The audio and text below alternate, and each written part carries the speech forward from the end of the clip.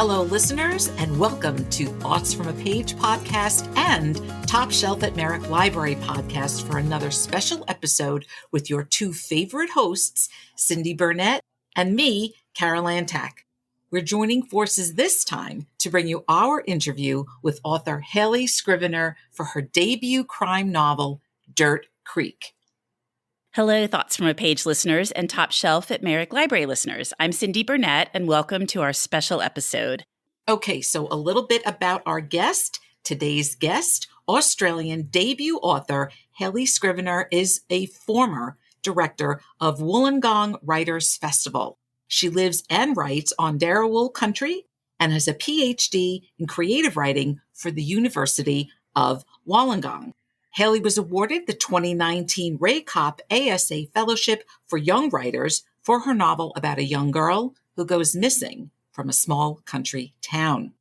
The manuscript is shortlisted for the Penguin Literary Prize and won the Kill Your Darlings Unpublished Manuscript Award. Author Anne Cleves calls Dirt Creek, this debut novel, a stunning debut. The book will be published in the U.S. this August, but if you're in Australia or Europe, please look for the book under the title Dirt Town. It's on shelves everywhere. Hayley Scrivenor, thank you so much for joining us today. Oh, thank you so much for having me, Cindy, Carol Ann. I'm just so excited to be here. Okay, now that we have you, this is going to be very hard, but can you tell us about Dirt Creek and give us the non-spoiler edition? Oh, absolutely. And I've become pretty good at avoiding spoilers, so he's hoping. So Dirt Creek is the story of Esther Bianchi, a young girl who doesn't make it home from school one day. It's also about what happens when you take one person out of a sort of close-knit small community, and it's really about the fallout of what happens when someone is gone. So throughout the book, we hear from people like her best friend, Veronica, who is just convinced that she's going to be the one to bring her best friend home. There's also Lewis, a young boy who's got a big piece of my heart because he sees something on the day that Esther goes missing, but he, for his own reasons, is too afraid to come forward and really share with the police what he knows because that would involve revealing his own secret. There's the mother of the missing girl, and poor Constance is kind of having the worst few days of her life, really. Not only is her daughter missing, but her life kind of really starts to come apart at the seams around her. And then there's my investigating officer, Detective Sergeant Sarah Michaels, who's a gay Sydney cop who so comes from a big city and comes into this small community. And really, her experiences and who she is set her up to be the one person that can kind of figure out what's happened in the town. And then, of course, last but not least, and I'm sure we'll talk about this, I have a kind of Greek chorus of children that really kind of, so if you're familiar with the idea of a Greek chorus, they would come on and kind of punctuate the action in a traditional Greek play. They'd say, this is where we're at, this is what's happening. And so for me, they run kind of like a spine through the book. So they open and close the book, and they really tell us something about the bigger implications of this really, of a crime that happens and its effect on the children of a small town. Yeah, so that's Dirt Creek. Well, I just absolutely loved it. The second that I saw the stunning cover and read about it, I was like, I must read this book, and it lived up to all of my expectations. As I was reading, I was so curious, what's your inspiration for the book? Well, I grew up in a small country town, and like many first-time writers, I found that I was trying to do so many things. You know, I was trying to write compelling characters and have intricate plot, and when you ground it in a place that you know really well, it sort of gives you room to move, or it at least makes you feel as if those details are to hand. And I would say that I left the small town where I lived when I was 12, and I don't think it's a mistake or an accident that most of the children in my book level out at 12. You know, a lot of the narration of my book comes from 12-year-old or younger. And so I think that town where I grew up really left a kind of psychic impression. So I never tried to I never knew anyone who went missing. It's not a true account of something that happened in the place where I lived. But one thing I'm really proud about the book is I do think it's sort of soaked in this kind of rural childhood. And I was really interested in the ways that children have all these big emotions, but they kind of have less control and there's less they can do about it. Like we often think of childhood as quite an innocent time, but I think one thing the book does is really explore how much children understand and how much they feel about the events in their life, and with very limited control over being able to do anything about it. Really something. And like Cindy just said earlier, When we get the advanced copies for these books and yours just comes on our desk and we get them, it's just like you see that cover, you open it up, and we were both just gone right down the path. I mean, it's really, really something.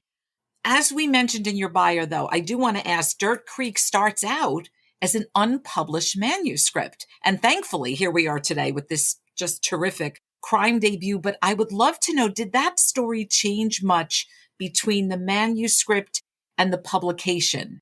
Well, what was so fabulous about the Kill Your Darlings Unpublished Manuscript Award is that when you were shortlisted, you got an in-depth editorial report. So I'm talking kind of a 10-page document where a professional editor had gone in and had a series of headings of things I might want to think about.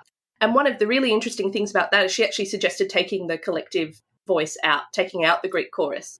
And it really helped me go, okay, if someone can say that, then I haven't done it properly. If it feels like something you can remove, then that's it. And for me, I wanted it to be so enmeshed in the way the story was told. And so it's not until someone comes in with that outsider's view and really clearly articulates how they read the story that you can kind of sharpen and enmesh your own vision more deeply in this book that you've been sort of trying to write.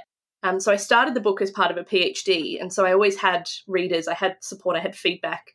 But that report really felt like when I was able to get enough distance to make some changes, make some structural changes. And I think that's when the book began. I didn't set out to write a crime book originally, but I realized when you have a police officer character and you kind of have this mystery, I felt I owed it to the reader to unravel that perhaps in a more, ultimately, hopefully more satisfying way. We're grateful for that. And so, of course, it did change a lot. But the version that went to my agent and that was picked up, I didn't have an agent until I'd done that manuscript development. And that was the version of the book that then got publishers here in Australia really excited. And from there, obviously, it's sold into the US and into the UK. There are various translations in the works. So that's really exciting to feel like something that I always thought was a very Australian story, like a very weird story. I had this collective of children and kind of just all these elements that I wasn't sure would have a broader appeal. But of course, when you delve into the really specific and you kind of write something that only you feel that only you can write, that it's amazing how that can then flip on you and become much more accessible to other people. You mentioned the use of the Greek chorus, that choral narrative. It's employed so remarkably here, and it's so unsettling, but it's such an effective use. It really put me off my footing, so to speak, but I loved it. Talk about deciding to use that narrative voice in the book, because there's so many different points of views, but then we have this chorus, and it's just so effective. And how does that come to you as you're writing? Well, it's interesting and it can be a dangerous question because I did do my PhD on collective narration, right? So I set out with an interest in this style of narration, and it's very unusual, but there's lots of different ways you can kind of do it. You can have a collective that are kind of main characters in the story and they're speaking together, but they're also kind of in the events of the story. And while the collective of children are very much embodied, they have experiences, they see things in real life. What's most fun about them and what I think gives it sort of some of that eeriness that you're talking about is the sense that they often know things they shouldn't know. They have access to things that they couldn't have possibly seen. I kind of sometimes allow them to kind of hover above the action. And ultimately, I think when you do something strange or something that's slightly more challenging for the reader, you really have to test yourself and make sure you're not doing that for the sake of kind of passing time, but that it actually gives the reader something that they couldn't get any other way. And so because of the nature of the revelation, because of how we really learn exactly what happened on the day that Esther went missing, I needed this collective who were going to have more access even than the kind of police officer character, because the police officer ultimately kind of figures out what happens. And that hopefully that's not a spoiler. I mean, I think that's a fair enough, that's what you're hoping will happen, right? But the children are really our viewpoint or our way into an aspect of the story that we couldn't get any other way. Yeah, I felt justified in leaving them in there, even after that initial feedback that they could go. I'm glad you went with your gut. It was one of my favorite parts of the story, so I'm very glad you went with your gut on that. With respect to who tells the story, how did you decide, independent of the Greek chorus, who the 4 characters were going to be that relayed the story? That's a really excellent question, Cindy. And there was a dark night of the soul where I had a version of the book where it was told entirely from the point of view of the children. And this was a very early draft, but I took it to my PhD supervisor, Dr. Shady Cosgrove. She's an American author who lives actually just near me now. She's my supervisor at the university. And she just kind of said, look, it's not working. I don't care about these people. There's no sort of way into the story. And I always had this idea that Esther would kind of be the hole at the middle of the book. And she never speaks. We never hear from her, but I wanted us to care deeply about her. And I think sometimes where crime can fall short for me is that there's a body in the first pages and then you don't necessarily remember who they were or what happened to them. And I really wanted that not to be the case in my book. And so I began introducing characters kind of one by one as various ways of thinking about and looking at Esther so that we could have some sense of who she was. And so Veronica, is the first character, and she's kind of the easiest character to write for me. She's very close to my kind of biography. She's sort of this chubby, know-it-all. She's very gullible. She's quite naive, but she really loves her friend. And she was a character that I really felt we could see Esther in a kind of loving way through her. Lewis was a character who'd always been in the book from a kind of plot level. I knew that there would be a boy who'd seen something, but he was really a place to kind of put my own thoughts and tensions around growing up in a small country town, realizing that there was something that I didn't have the word queer yet, but I knew that was something that was at play for me.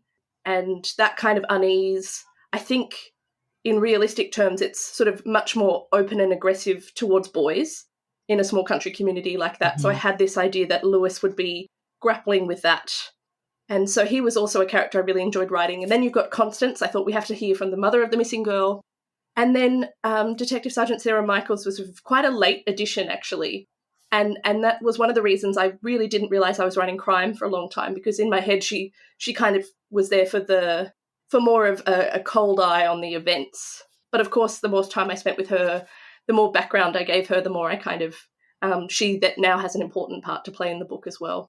She really sparkles on the page. I mean, she really comes out and we're sort of following her along. I mean, each of the viewpoints is just extraordinary. I don't know how you did it. So yay. And I can't wait for everybody to read it.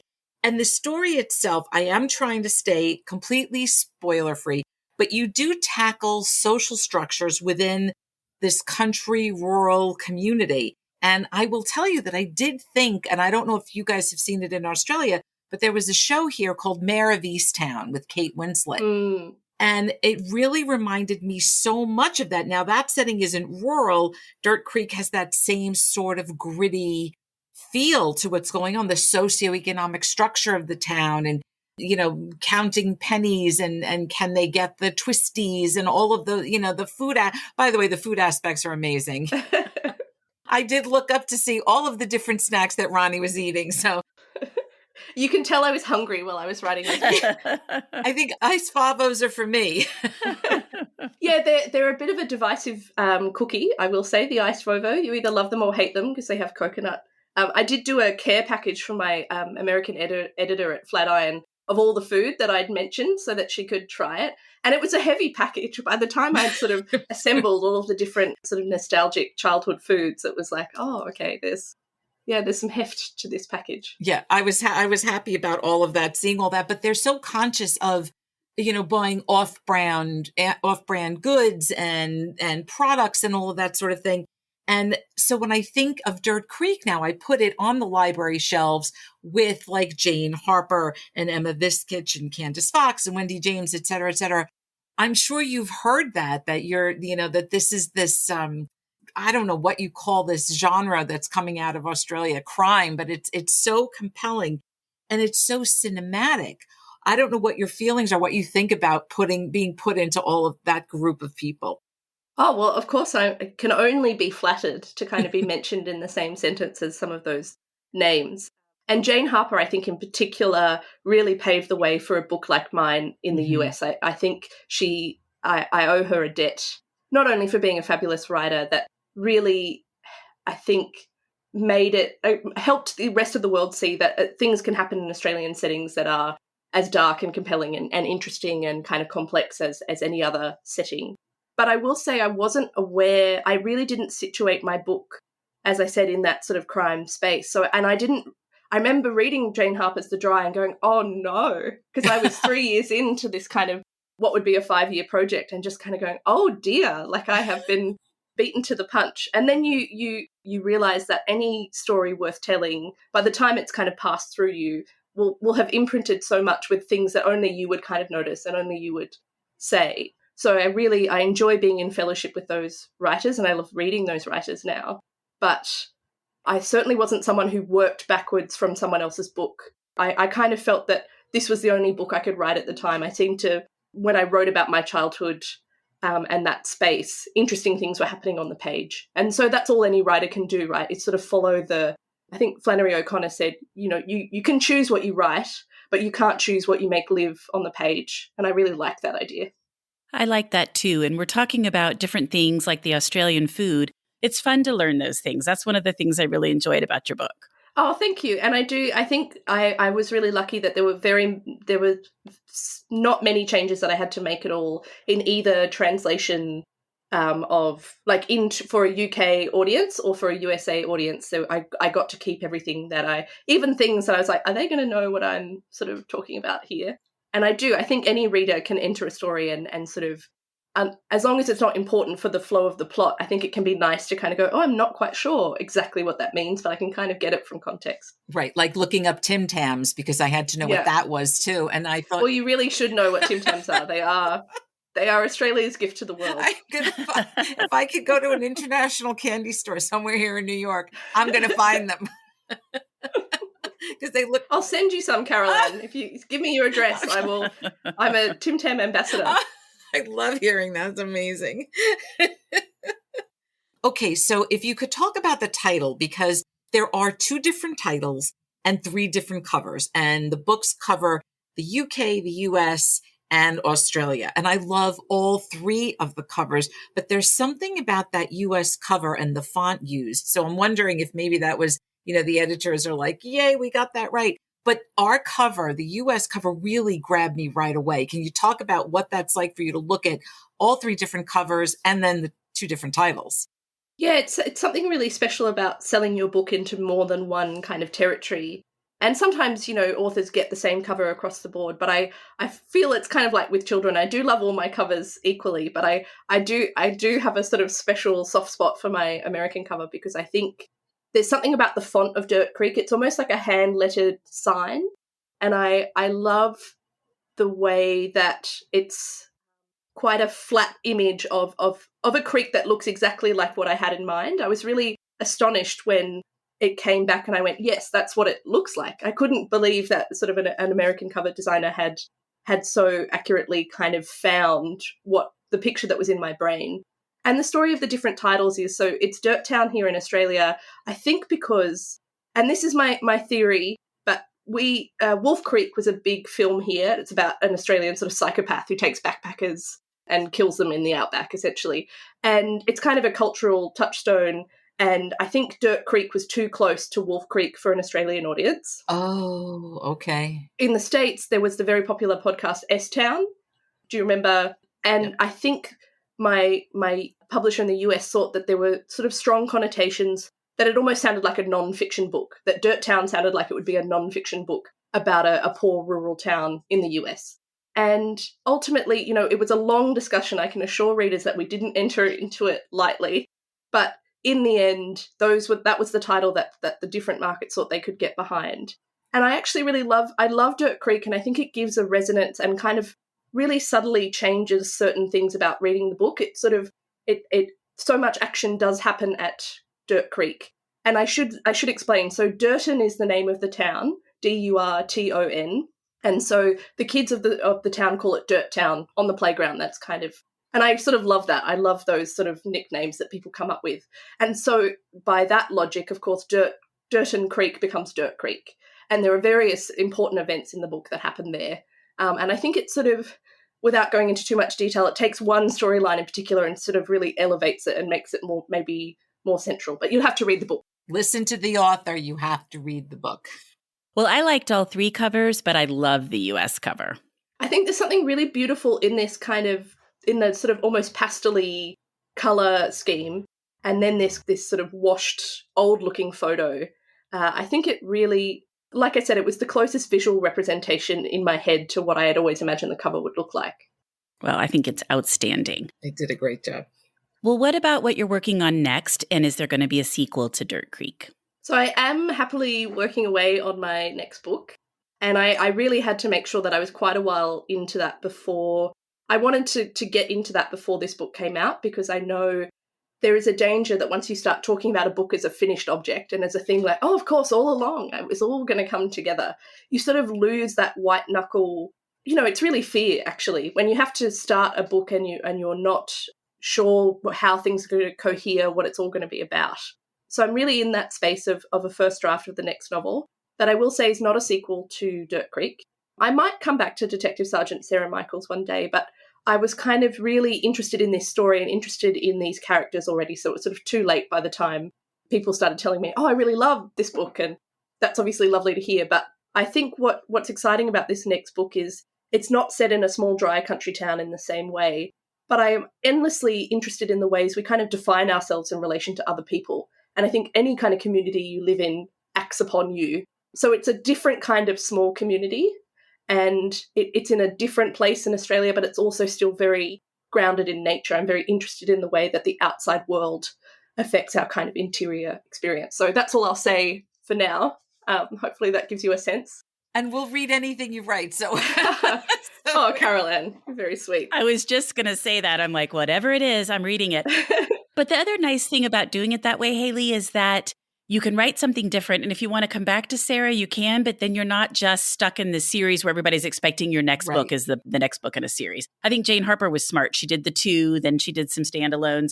Now she's going back. So I think that's perfect. You position yourself to be able to do all sorts of things. Yeah, and I think at the end of the day, any reader, myself included, thinking of myself as a reader, I want the author to write the book that has the most heat for them. I want them to follow that line of kind of electricity to a point that makes sense for them. Because I think you can feel when a book is sort of pushed to beyond, the author's even own natural interest in that topic, For sure. Okay, so we know that you're working on something next, and we are thrilled to hear that. And by the time this episode launches, you will be on the U.S. promotional train. Where can readers and listeners find some of your upcoming events? My website is probably the best spot for, and I am doing some great events with US bookshops who are kind of having me on early in the morning my time, but reasonable time for US listeners. But my website's the best place to kind of see those as they come up. But also Instagram's the best place to find me. I'm Hayley.Scrivenor, and I'm always posting about what I've got coming up there. That's where I'm most busily procrastinating about writing the next book. So you can often find me there. Okay, good. Well, before we wrap up, I would love to hear what you've read recently that you really liked. Well, I am in, as I said, the first draft stage of the next book. And while I was editing Dirt Creek, I spent a lot of time really immersing in kind of great plot and really reading a lot of wonderful crime. But when I'm in the first draft stage, I often read a lot of nonfiction. And I read a lot of what I think of as like maximalist fiction. So I read writers who write these big, big, big books, because there's something about just hanging out with these big descriptions, even though I don't think I write that way at all. I think I really cut and cut and cut. That's sort of I like to have the sort of barest line that I can. So what I'm reading right now, what I actually just picked up to look at and then started reading was A Little Life, which is one of my all-time favourite books. And just rereading it, and it's sort of a painful experience, particularly when I've read it a few times, but I still am endlessly swept away by Hanya Yanagihara's prose, and it makes me want to write. And I don't think I write anything like her, but it makes me want to engage with words in a way that's so kind of infectious. It just makes me really giddy. And I just read Courtney Maum's The Year of the Horses, and I love the way she writes. She wrote an excellent book about selling your book into the US that I was reading as we were pitching the book over there. But this book is, again, really different to what I'm writing, but it's so lovely to spend time in someone else's thought process. And I think the way Courtney Maum writes is funny and kind of welcomes you in and makes you ultimately feel less alone. So those are my kind of 2 recommendations. Love it. The first book I read by Yanagihara was People in the Trees, and I had never read anything like that before. Yeah, she's a genius. I think she really is. She's outstanding and alone somewhere in this field by herself, you know. Yes, like symphony on a page. Great recommendations. Well, we'll put all of that information on our respective podcast pages. Hayley Scrivenor, thank you so much for joining us today. This has been amazing. Oh, thank you. It's been such an unrivaled pleasure at my end. I really, really enjoyed talking about my book with you. Thank you for reading it so carefully and so generously. It's really wonderful for a debut author to reach readers in this way. So thank you. And there are things Cindy and I talked about we could talk to you about. We can't share anything with the listeners about the things that we talked about because they'll just have to get there on their own. And listeners, we thank you so much for joining us today. Cindy, what a thrill once again to co-host an episode of Between Two Podcasts. It's such a blast, and I am so grateful for you, and I thank you. I always enjoy hosting with you as well, and Hayley was the perfect guest. This was just wonderful. I don't think we can top it. No, I don't think so. Okay, so this is Carol Ann Tack, host of Top Shelf at Merrick Library. Thank you all so much for listening. And this is Cindy Burnett, host of the Thoughts from a Page podcast, thanking you as well. Remember to follow both shows, Thoughts from a Page and Top Shelf at Merrick Library, on Spotify, Apple Podcasts, Google Podcasts, and wherever you find most podcasts. And we will see you all very soon. Thanks again, Hayley. Thank you.